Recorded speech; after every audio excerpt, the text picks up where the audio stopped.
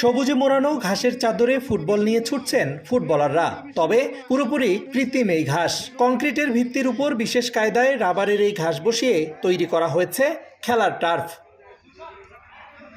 মাঠ সংকটে উত্তরের জেলা রংপুরের মিঠাপুকুর উপজেলায় প্রথম বাণিজ্যিকভাবে নির্মাণ করা হলো এই টার্ফের মাঠ। অনেকটা ফুটসাল মাঠের মতো এর আয়তন, গোলবারও কিছুটা ছোট।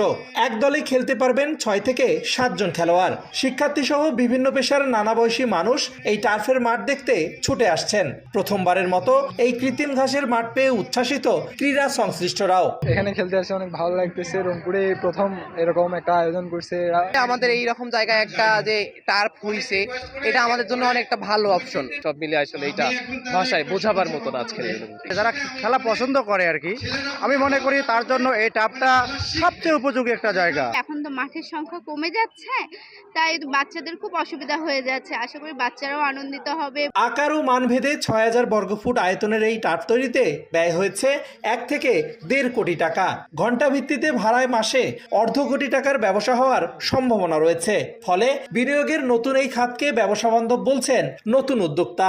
আমি সবসময় ইউনিক আইডিয়া চিন্তা করি, চেষ্টা করি, খুঁজে খুঁজে বেড়াই।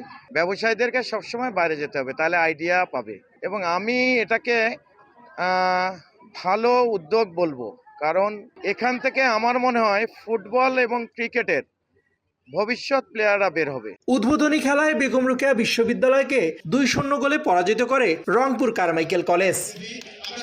রেদওয়ান হিমেল, সময় সংবাদ, রংপুর।